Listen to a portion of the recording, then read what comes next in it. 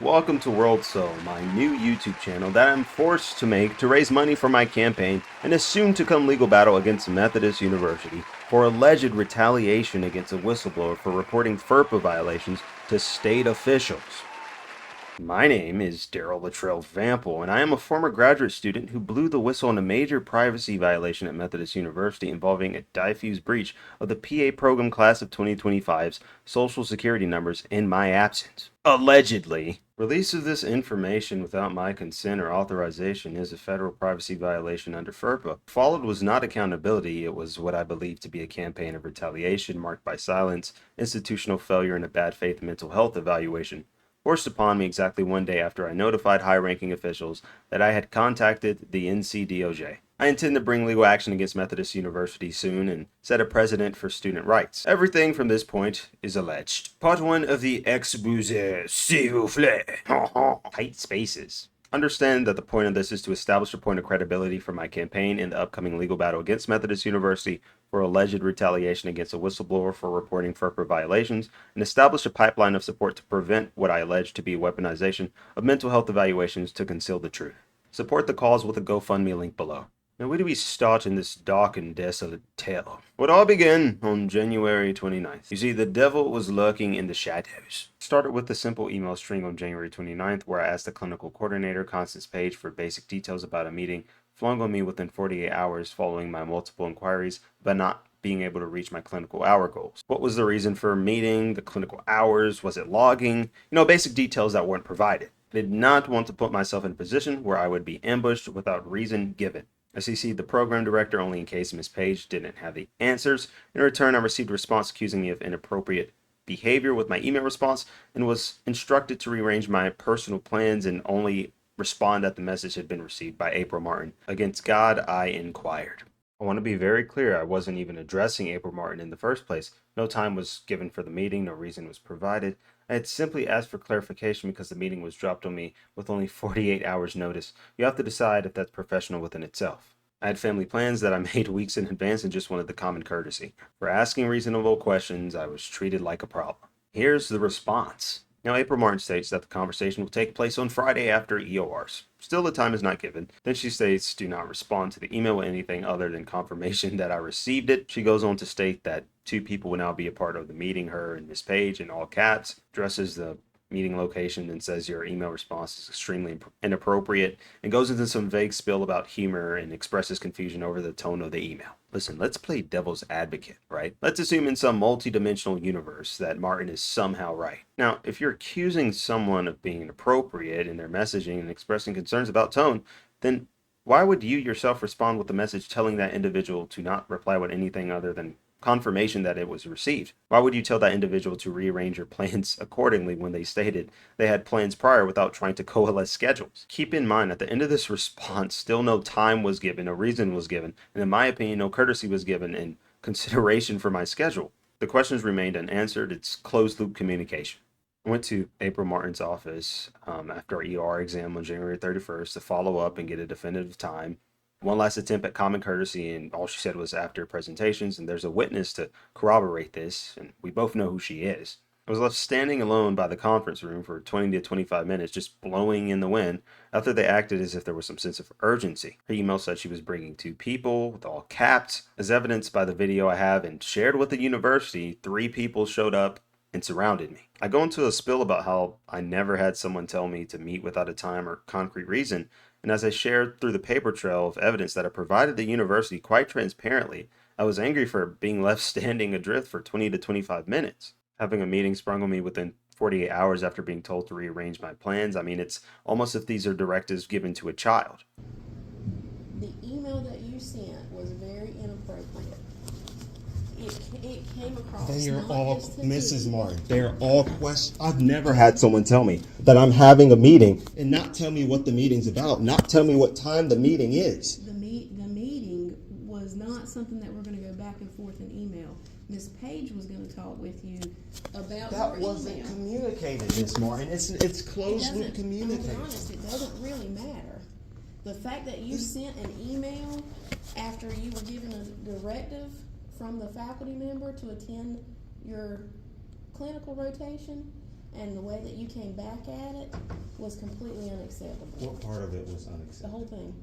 The whole thing. The comprehensive questions that everyone just flooded and glazed over and didn't ask and didn't answer. No. And I stood my ground. I contested what I believe to be an all-standing hypocrisy and double standard for expectations set by the handbook and academic decorum. I believe the broken gavels were banging with selective justice, and just one of those double standards that I mentioned was the inconsistencies between how the breach of the Social Security numbers was treated by the PA program in my absence, and how I was notified by the students and not the faculty. A little after I mentioned the breach to April Martin on January 31st within the recording, she later said, "If you haven't seen the error in your ways regarding the emails, I believe it was, then we have a much bigger problem. And the way you're handling it shows me we have a much bigger problem." At it was completely unacceptable. What part of it was The unacceptable? whole thing.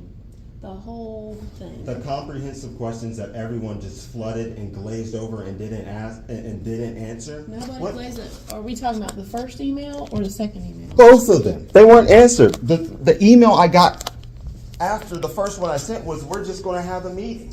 If you have read those emails after my email back to you, and this had escalated to now, it's not just Miss Page, me and you and Miss Page are going to meet. If you haven't seen any error in your ways on that, then we have a much bigger problem.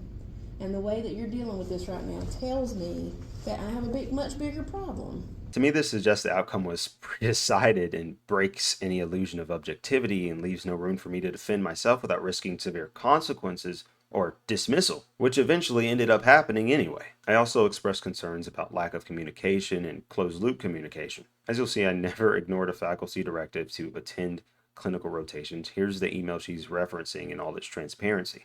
After Mrs. Page's response, I sent an email, and within that email was confirmation that I was attending clinicals, stating, "Thanks, I'll be in tomorrow," which dispels that claim. There's still no reason for meeting. As you heard, at some point in the meeting, April Martin tries to maneuver and establish a reason for meeting, stating that the reason was so that the clinical coordinator could give me some information. The email that you sent was very inappropriate.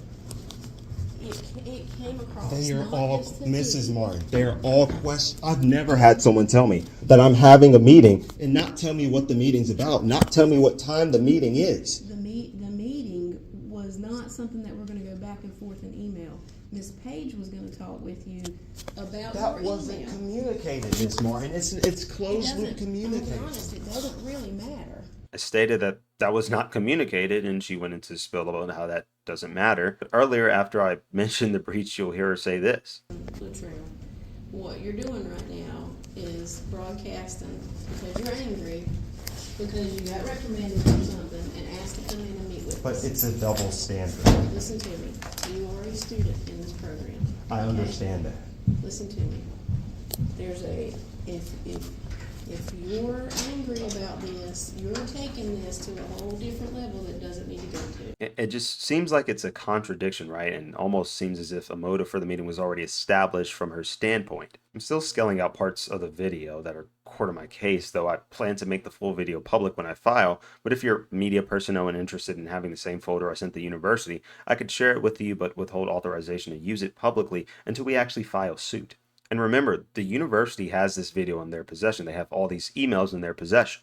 We moved toward February 1st, 2nd, and 4th, where I made multiple contact attempts to President Weirden, Dr. Meredith Gronsky, and on the 4th attempt, as I achieved no response through that account, emailed multiple other high-level officials, making them aware of the breach. What's more, on that 4th attempt, making them aware that I was contacting the NCDOJ. Keep in mind, I was the only student absent during this event when it occurred in late fall of last year, and the students notified me, not the faculty. And many of the students, including myself, feared being punished for speaking out. As a faculty member, remember, this is alleged for the sake of the case's integrity, but I was there when it happened, because I went to the base of the podium before and issued a vague statement about how unprofessional behavior is the reason the PASC committee can dismiss us, which in my opinion sort of lives as a sort of passive threat. The issue with that is that there's no concrete guidelines to what constitutes unprofessional behavior, and they have the unilateral authority to invoke it whenever they want, however they want. However, in my opinion, they don't seem to invoke that authority when it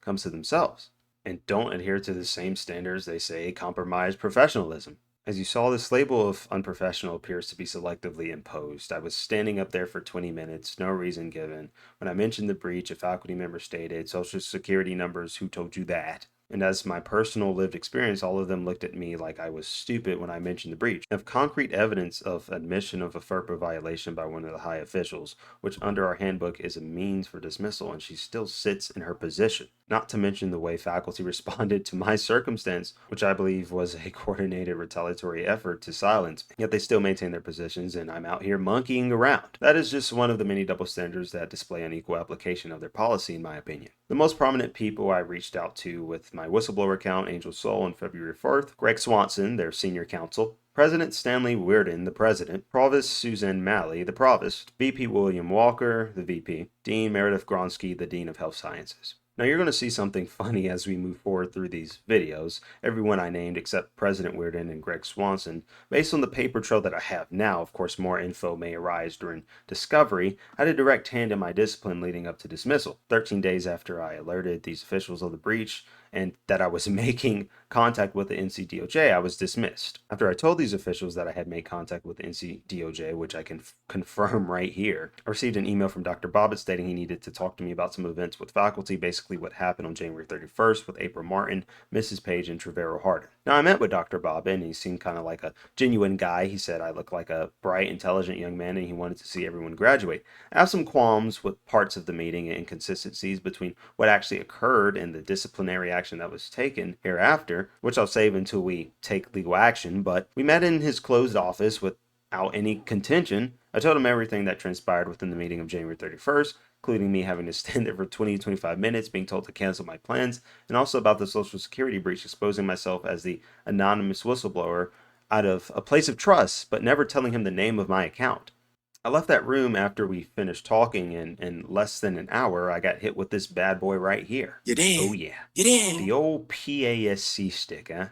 I'll just read the core parts of this love letter for you all. After review of your email conversations amongst yourself, Dr. Schilling, Mrs. Martin, Mrs. Page, and Mrs. Holden, dated January 29th, 2025, you stated, ... have a conversation outside in the lobby of either building, ... I don't like tight office spaces. Your reported refusal to go into the conference room and the anger that you expressed during the meeting of January 31st, the PASC has decided on the following actions.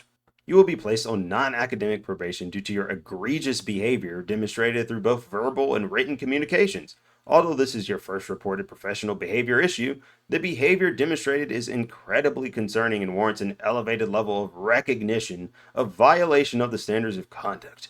Further non-academic violations will result in immediate dismissal from the program.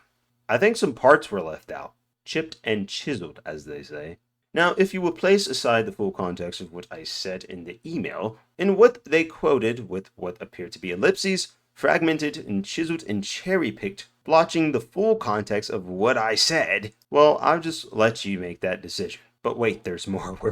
We're on clearance today. You are required to have a mental health evaluation completed to ensure the safety of yourself, MUPAP, faculty, staff, and students, as well as patients prior to continuing your clinical rotations.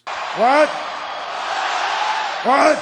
Ensure the safety of myself. Who told them I was a hazard to myself? What made them think I was a hazard to other people based on our meeting on January 31st? I hate your black skin. I hate your black pants. I hate black pepper. If you forgot and don't remember, I clearly stated I have no animosity towards you. And yes, ma'am, no, ma'am. I understand that, and I understand you all are here to help enrich us, but there seems like there's a double standard. I'm not faulting that, and I don't have any animosity towards any of you, but there... They're double standard. I am not, what evaluation tool I use to evaluate my faculty is not of your concern right now. If I have a faculty member that's late, that's between me and the faculty member. If you report that, that's fine. But what happens out of that is not your business. That's my business. They're an employee and I'm their supervisor. What happens between me as the program director and you as the student, that's on a different page. We're working on you right now, okay? Not to mention, I even tried to express some empathy for their roles and positions. The PASC requires that this mental health evaluation is completed by a licensed mental health professional. The evaluation should address your ability to function in an enclosed space when examining patients with a variety of clinical presentations, as well as your ability to regulate your emotions to include anger when dealing with non-difficult and difficult situations. I think some parts were left out, like me standing up there for 20 minutes, being told to rearrange my plans without being given any reason for meeting, being surrounded with 3 people when you said there was only 2. I think most reasonable people would refuse to trap themselves in what I could only personally describe as an ambush. Once completed, this evaluation must be provided to the Dean of Students, Dr. William Walker. Until the completion and clearance of your mental health evaluation, you are not to report to clinical rotations until you have been approved in writing by the program to do so. On your behalf, the program has notified your preceptor of your absence only. Note, this requirement could potentially delay your graduation date. Now, why would they preemptively say this could delay my graduation? I think some parts were left out. I still don't know how they got to justifying, like, forcing me to get a mental health evaluation for my ability to function in tight spaces. I had 2 4-week clinical rotations in cardiology and orthopedics before without any complaint, without any contentions leading up to that day. Never mind an entire year of me performing OSCEs, which is basically us performing clinical assessments on each other, students performing clinical assessments on each other, and it's recorded, and there was nothing wrong. So all of a sudden, I can't function in tight spaces. Now remember, this is signed and stamped by Dean Gronsky, who also received my whistleblowing email 24 hours earlier, February 1st, February 2nd, and February 4th. I'm sorry, but I must leave you on a coat hanger. Excuse me, a cliffhanger. No dirty secrets at once, one scoop at a time. Behave, you foul media horde.